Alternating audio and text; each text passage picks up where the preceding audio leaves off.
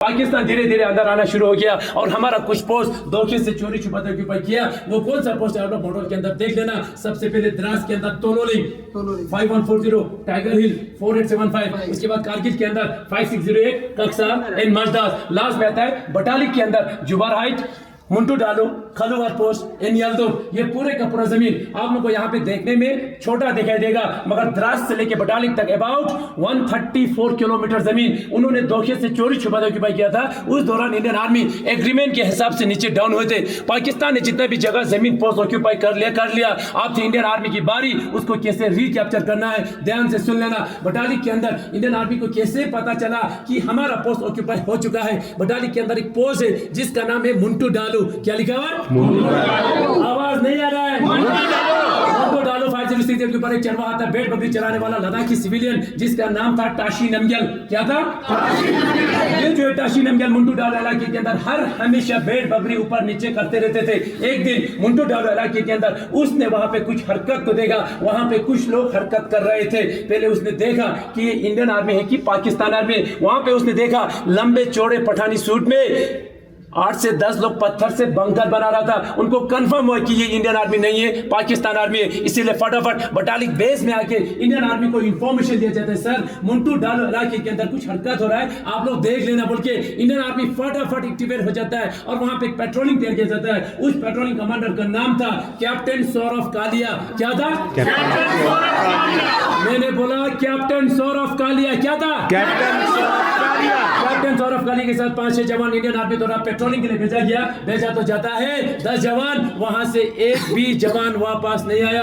पूरे का पूरा जवान वहां पे शहीद हो गया। इसीलिए फटाफट इंडियन एयरफोर्स द्वारा वहां पे एक ऑपरेशन लॉन्च किया जाता है। उस ऑपरेशन का नाम था ऑपरेशन सफेद सागर। ऑपरेशन सफेद सागर इसलिए नाम दिया गया क्योंकि ज्यादा हाइट होने की वजह से इंडियन आर्मी और इंडियन एयरफोर्स दोनों मिलकर उस ऑपरेशन को सक्सेसफुल बनाया। ऑपरेशन तो सक्सेसफुल हो गया, मगर खालूबार 4812 के ऊपर हमारी 111 बोरकर राइफल का कैप्टन मनोज कुमार पांडे बहादुरी के साथ ईमानदारी के साथ लड़ते लड़ते वहां पे वो शहीद हो गया। उनकी वीरता को देख के, उनकी बहादुरी को देख के भारत सरकार द्वारा उनको सबसे पहले परम वीर चक्र से सम्मानित किया गया। नेक्स्ट आता है द्रास के अंदर तोलोलिंग। क्या लिखा हुआ? तोलोलिंग। ये जो तोलोलिंग मेन था हमारे लिए बहुत ही जरूरी था। क्यों जरूरी था तोलोलिंग हमारे लिए? क्योंकि श्रीनगर से आते समय ये जो रेड लाइन आ रहा है द्रास होते हुए कारगिल, कारगिल से रेड लाइन जा रहा है लेह लद्दाख तक, ये हमारा NH1 है, नेशनल तोलोलिंग के नीचे से आ रहा है। इसीलिए ये पाकिस्तान के निगरानी में था। अगर आज हम सबसे पहले तोलोलिंग को रिकैप्चर नहीं करते तो आज यहाँ पे कौन होते?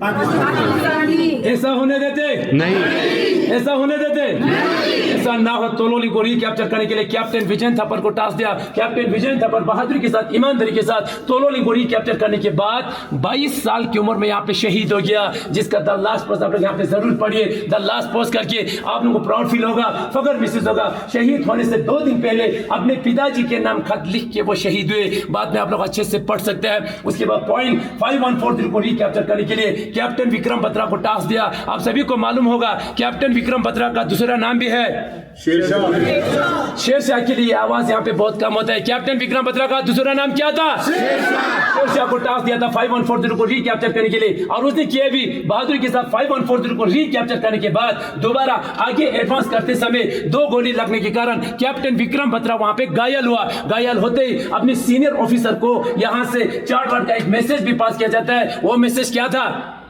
ये दिल मांगे मोर बोल के दोबारा 4875 के बटन लगा। 4875 में पहुंचने से पहले कैप्टन विक्रम बत्रा 2 गोली लगने के बावजूद भी पाकिस्तान के 3 बंकर को बर्बाद करके, जैसे कैप्टन विक्रम बत्रा 4875 टॉप में पहुंचने वाला था, अचानक बैक साइड में 5 गोली लगने के कारण कैप्टन विक्रम बत्रा भी वहां पे शहीद हो गया। उनकी वीरता को देख के उनको भी परम वीर चक्र से सम्मानित किया गया। बाकी उसके साथ जितना भी सेना थे, राइफलमैन संजय कुमार के साथ पूरा सेना मिलके 4875 को बहादुरी के साथ कैप्चर किया और वहां पे अपना तिरंगा लहराया। भारत माता की जय पुकार के संजय कुमार यहां से जीवित वापस आए थे। अभी भी संजय कुमार जीवित है। लास्ट में आता है टाइगर हिल। ज्यादा डोमिनेट हाइट होने के कारण इंडियन आर्मी को कम से कम 1 महीने का समय लग गया। टाइगर हिल को रिकैप्चर करने के लिए 18 ग्रेनेडियर को टास्क दिया था। आप लोगों ने नाम सुना होगा ग्रेनेडियर योगेंद्र सिंह।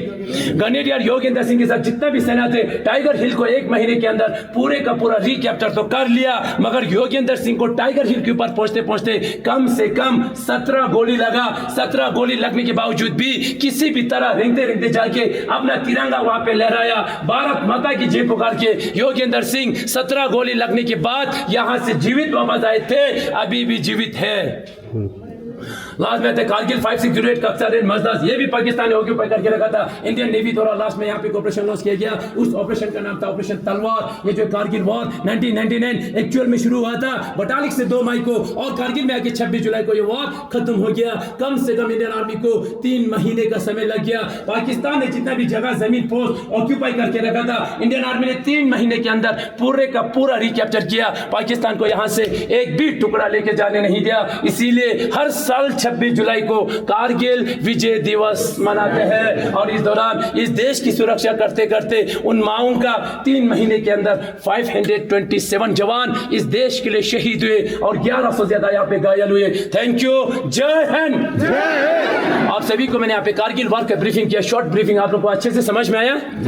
मैंने आप लोग यहाँ पे कारगिल वॉर 3 मिनट के अंदर ब्रीफिंग किया, जो कि बहुत ही कम होता है। 3 महीने को 3 मिनट के अंदर बोलना बहुत कम होता है। मैं आप लोग को यहाँ पे फोर्स नहीं कर रहा हूँ, मैं आप लोग को यहाँ पे जबरदस्ती नहीं कर रहा हूँ कि भारत माता को जोर से बोलिए, भारत माता को ऊंची आवाज में बोलिए। मैं आप सभी से विनती करता हूँ, इस भारत माता को हमेशा ऊंचा रखिए, क्योंकि मैं युद्ध के दौरान देख के आया हूँ, मेरे जवान वहाँ पे शहीद होते समय भारत माता की जय पुकार के शहीद होता है। हम लोग इनको यहाँ पे सम्मान करने के लिए भारत माता की जय पुकारते हैं। अगर हम लोग इनको सम्मान नहीं करेगा, अगर हम लोग इनको याद नहीं करेगा, तो यहाँ पे कोई सम्मान करने वाला नहीं है। आपने ने सुना होगा, पाकिस्तान खुद की सैनिक को आइडेंटिफाई तक नहीं करता है। उनका डेड बॉडीज हमारे पास पहुंचते हैं युद्ध के दौरान, हम उनकी डेड बॉडीज को काटते नहीं है, हम उनको कपड़े में लपेट के सम्मान के साथ उनको रिटर्न करता है। फिर भी वो लोग बोलते हैं कि हमारा नहीं है। जब वो खुद की सैनिक का नहीं रहा तो हमारे सैनिक को कभी भी सम्मान नहीं करेगा।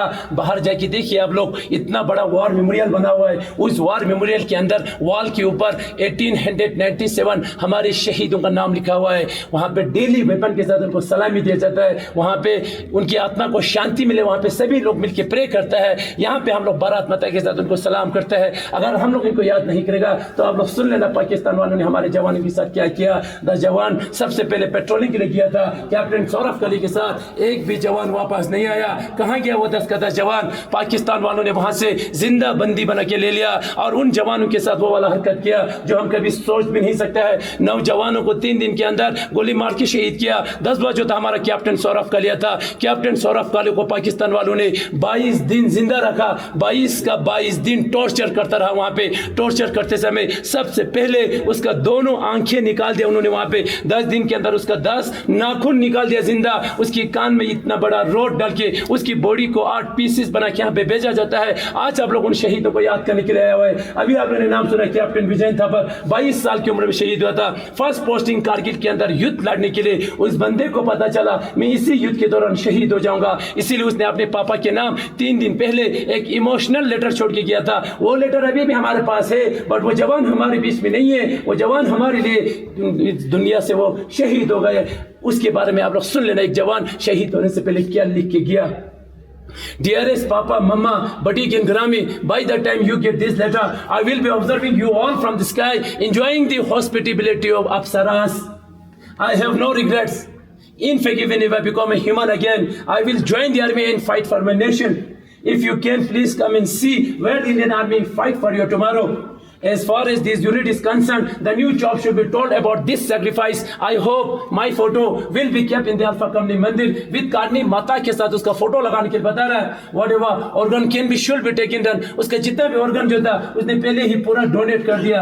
Contribute some money to orphanage and keep on giving 50 rupees to Roxana per month and meet Yogi Baba. Papa, you should feel proud. Mama, so should you meet. उनकी एक गर्लफ्रेंड भी थी, उससे वो बहुत प्यार करते थे। I love her बल्कि उस लेटर के अंदर लिखा हुआ है, उसका नाम वहां से हटाया गया है। मम्मी को बता रहा है अब आखिरी बार जाके उनसे जरूर मिलना। लास्ट में उसने एक अच्छा सेंटेंस लिखा हुआ है, forgive me for everything wrong I did। अब वो 22 साल की उम्र में क्या गलती कर सकता है? 22 साल की उम्र में उसका जीवन ही स्टार्ट था। 22 साल की उम्र में इस देश के लिए लड़ते लड़ते वहां पे अपना जान जो है वहां पे कुर्बान हो गया। उन शहीदों को याद करता है। हम कहता ये नहीं बोलता कि वो मुंबई से शहीद हुआ, वो दिल्ली से शहीद हुआ, वो लद्दाख से शहीद हुआ। हमेशा एक वर्ड यूज करते हैं कि मेरा अपना भाई जो है इस युद्ध के दौरान आज शहीद हो गया। क्यों बोलते हैं मेरा अपना भाई? क्योंकि युद्ध के दौरान मेरा अपना पापा मेरे साथ में नहीं होता है, मेरा अपना सगा भाई भी मेरे साथ नहीं होता है, अगर मेरे साथ कोई होता है वहाँ पे इस जंग के मैदान में, उस वक्त यही लोग होते मुझे कांधा देने के लिए। तो इस चीज को हम कभी भी इग्नोर नहीं कर सकते हैं। आप लोग कहीं भी जाता है भारत माता को फख्र के साथ बोलिए, सीना तान के बोलिए कि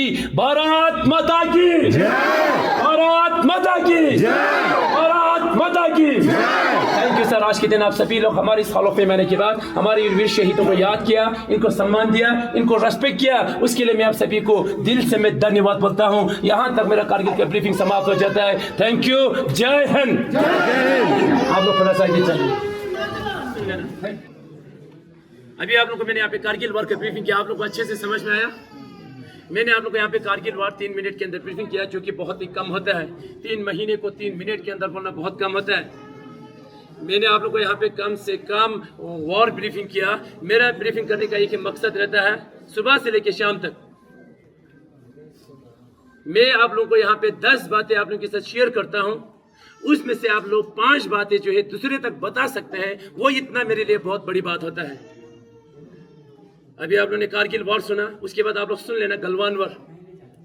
गलवान 2020 में वॉर हुआ था चाइनीज के साथ, जहां पे हमारा LAC बॉर्डर लगता है, लाइन ऑफ कल आप लोग पेंगोंग में आप लोग नुब्रा जाते समय LOC होगा, जिसको हम बोलते हैं line of control. Line of control और लाइन ऑफ एक्चुअल कंट्रोल में क्या फर्क है? लाइन ऑफ कंट्रोल जो है सीमा जो है पहाड़ी में है, और लाइन ऑफ एक्चुअल कंट्रोल क्या है? बिल्कुल आमने सामने है, नो मैंस लैंड के ऊपर। आप लोगों ने सुना होगा चाइनीज के साथ लद्दाख के अंदर हमेशा हाथापाई होता है बोल के। हाथापाई क्यों होता है? हाथापाई इसलिए होता है क्योंकि वो लोग हमारी जमीन को अभी भी कैप्चर करता है। ऑलरेडी उनके पास 70% है, हमारे पास 30% का जमीन है।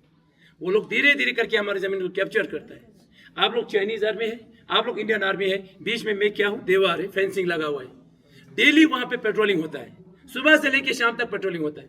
उस इलाके के अंदर 1962 में चाइनीज के साथ वार हुआ था, जिस वार को हमारे ऑफिसर लीड कर रहा था मेजर शैतान सिंह।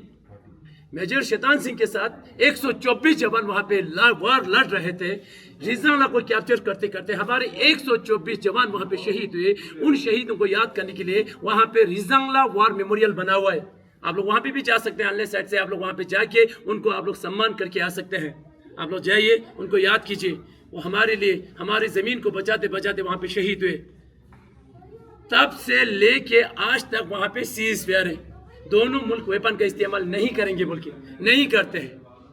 बट होता क्या है वहां पे? डेली जब पेट्रोलिंग होता है, अपना फेंसिंग जो है ठीक होता है या नहीं होता है, या वो गिरा हुआ है, वो या चाइनीज ने बिगड़ा हुआ है, उसको हम ठीक करने के लिए वहां पे अपने जमीन को देखने के लिए डेली पेट्रोलिंग होता है। हमारा पेट्रोलिंग खत्म हो गया, उसके बाद हम लोग पोस्टों में पहुंच गया, उसके तुरंत 10-15 मिनट के बाद चाइनीज लोग आते हैं। चाइनीज लोग आके अपना फेंसिंग ठीक, उनका तो ठीक होता है क्योंकि हम लोग उनको टच नहीं करता है, तो हमारा ज्यादातर वो गिरा हुआ होता है। तो इसीलिए वो लोग आके क्या करते हैं? अपना फेंसिंग को आराम से खोलते हैं और हमारी दीवार को लात मारता है और यहाँ से जमीन थोड़ा और लेके चले जाता है। इसीलिए वहां पे वार होता है, इसीलिए वहां पे हाथापाई होता है। बट इस बार क्या हुआ? 2020 में आप लोगों ने सुना होगा कर्नल बिकुमुला संतोष बाबू 16 बिहार में कमांड करते थे। 20 जवान को लेके वो पेट्रोलिंग के लिए गया था। वापस आते समय हमारे 20 जवान को चाइनीज के 300 जवान मिलकर घेर लिया। वहाँ पे वेपन का इस्तेमाल नहीं होता था, इसीलिए उन्होंने हमें धोखा देके वहाँ पे शार्प वेपन का इस्तेमाल किया।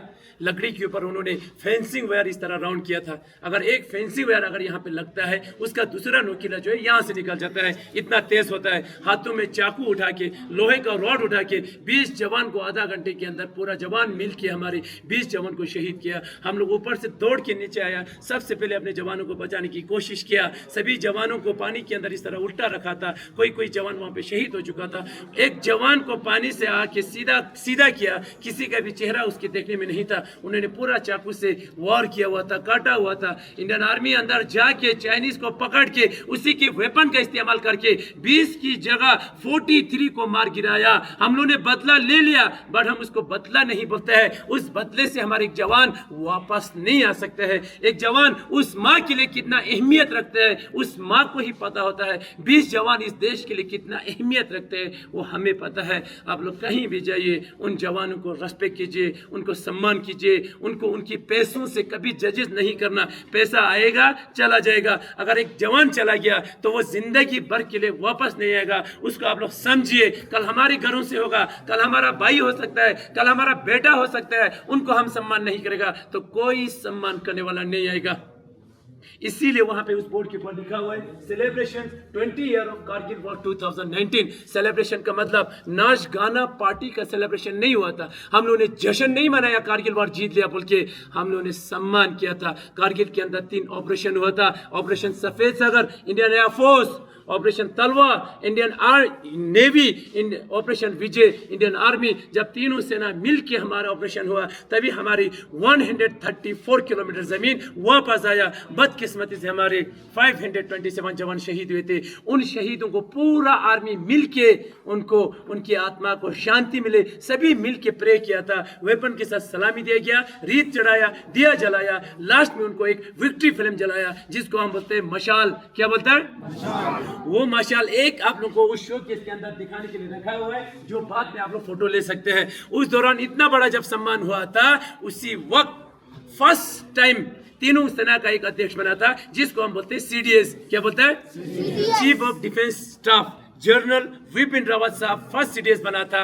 बदकिस्मती से जनरल साहब भी हमारे बीच में नहीं है। एक प्लेन हेलीकॉप्टर क्रैश में वाइफ के साथ शहीद हुए। आप लोगों को सम्मान करते हुए नजर आएगा, जो उस बोर्ड के ऊपर एक मशाल उठा के आप लोगों को दिखाएगा। उसके बाद अभी आप लोगों ने नाम सुना कैप्टन विक्रम बत्रा, उसका एक जुड़वा भाई है जिसका नाम है विशाल बत्रा। हर साल यहाँ पे आता है, मैं वहाँ पे ब्रीफ करता हूँ, थोड़ा बहुत इमोशनल हो जाता है, लास्ट में गले मिलता है, सभी को सल्यूट मार के यहाँ से निकल जाता है। आप लोग भी आए आज यहाँ पे, उनको याद किया, उनके बारे में सुना, उनके बारे में जाना, उसको आप लोगों ने सल्यूट किया, उसको आप लोगों ने दिल से प्रे किया। उसके लिए मैं आप सभी को दिल से मैं धन्यवाद बोलता हूँ। कैप्टन विक्रम बत्रा एक पोस्ट को रिकैप्चर करने के बाद, किस पोस्ट को?